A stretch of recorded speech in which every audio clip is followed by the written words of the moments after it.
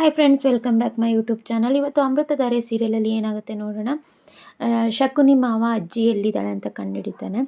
ಜಯದೇವು ಒಂದು ವೃದ್ಧಾಶ್ರಮಕ್ಕೆ ಅಜ್ಜಿನ ಅಡ್ಮಿಟ್ ಮಾಡ್ಕೊಂಡಿರ್ತಾರೆ. ಈ ವಿಷಯನ ಆನಂದಿಗೆ ಹಾಗೆ ಭಾಗ್ಯಮ್ಮನಿಗೆ ತಿಳಿಸ್ತಾನೆ ಬಂದು.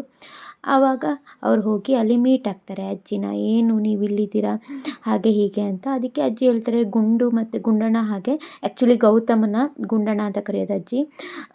ಗುಂಡಣ್ಣ ಮತ್ತು ಭೂಮಿ ಬದುಕಿ ಹಿಂಗಾಗೋಯ್ತು, ನಾವಿಬ್ಬರು ಸೇರಿಕೊಂಡು ಒಂದು ಮಾಡಬೇಕು ಅಂತ ಹೇಳ್ತಾನೆ ತಲೆ ತಿರುಗಿ ಬಿದ್ದುಬಿಡ್ತಾರೆ. ಆವಾಗ ಗಾಬರಿಯಾಗಿ ನೀರೆಲ್ಲ ಕುಡಿಸೋಕೆ ಹೋದಾಗ ಹೀಗೆ ಹೇಳಬೇಕು, ನಾನು ಸುಮ್ಮನೆ ಆ್ಯಕ್ಟಿಂಗ್ ಮಾಡಿದ್ದು, ನೀವಿಬ್ಬರು ಹೋಗಿ ಭೂಮಿ ಮತ್ತು ಗುಂಡಣ್ಣನ ಹತ್ರ ಹೋಗಿಬಿಟ್ಟು ಅಜ್ಜಿ ಹೀಗೆ ವೃದ್ಧಾಶ್ರಮದಲ್ಲಿದ್ದಾರೆ, ಕೊನೆಗಳಿಗೆಲ್ಲಿದ್ದಾರೆ ಹೀಗೆ ಸುಳ್ಳು ಹೇಳಿ ಹೋಗೇ ಬಿಟ್ಟಿದ್ದಾರೆ ಅಂತಲೂ ಬೇಕಾದರೂ ಹೇಳಿ, ಕೊನೆ ಆಸೆ ನಿಮ್ಮನ್ನು ನೋಡಬೇಕಂತೆ, ಇಬ್ಬರು ಒಟ್ಟಿಗೆ ಬರಬೇಕಂತೆ, ನಿಮ್ಮ ಮಕ್ಕಳ ಜೊತೆ ಬರಬೇಕಂತೆ, ಈ ವಿಷಯನ ಅವರಿಗೆ ಹೋಗಿ ತಿಳಿಸಿ, ಅವ್ರು ಬಂದೇ ಬರ್ತಾರೆ ಅಂತ. ಇದೇ ವಿಷಯನ ಭಾಗ್ಯಮ್ಮ ಭೂಮಿ ಹತ್ರ ಆಕೆ ಗೆಳೆಯನ ಹತ್ರ ಫೋನ್ ಮಾಡಿ ಹೇಳ್ತಾನೆ. ಆನಂದು ಗೌತಮಿಗೆ ಫೋನ್ ಮಾಡಿ ಹೇಳ್ತಾನೆ.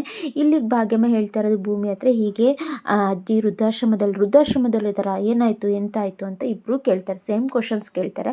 ಸೊ ವೃದ್ಧಾಶ್ರಮದಲ್ಲಿದ್ದಾರೆ, ಹುಷಾರಿಲ್ಲ ತುಂಬ, ಇಬ್ಬರೂ ನೋಡಬೇಕು ಅಂತ ಇದ್ದಾರೆ, ಇಬ್ಬರು ಒಟ್ಟಿಗೆ ಬರಬೇಕಂತೆ ಅಂತ.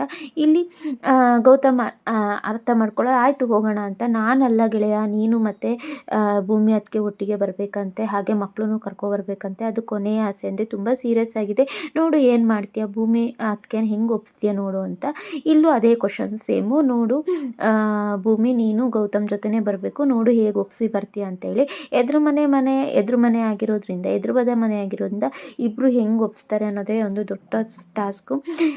ಬರ್ತಾರೆ ಇಬ್ಬರು ಆಚೆ ಬಂದು ಒಬ್ರನ್ನೊಬ್ರು ನೋಡಿಬಿಟ್ಟು ಹಾಗೆ ಮೀಟ್ ಆಗ್ತಾರೆ.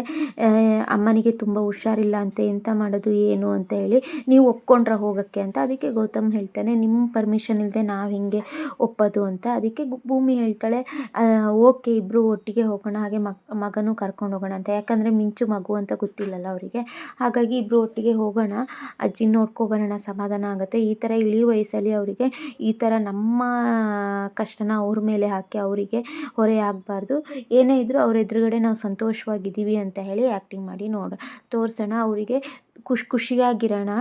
ಖುಷಿಯಾಗಿ ನಾವಿದ್ದೀವಿ ಅಂತ ಹೇಳಿ ಅವರು ಅರ್ಥ ಮಾಡಿಸಿ ಬರೋಣ ಅಂತೇಳಿ ಭೂಮಿ ಇಷ್ಟು ಹೇಳ್ತಾಳೆ. ಅದಕ್ಕೆ ಗೌತಮು ಇಷ್ಟಪಟ್ಟು ಖುಷಿಪಟ್ಟು ರೆಡಿ ಆಗ್ತಾನೆ. ಸೊ ಇವತ್ತಿನ ಸಂಚಿಕೆ ಹೀಗಿರುತ್ತೆ. Thank you.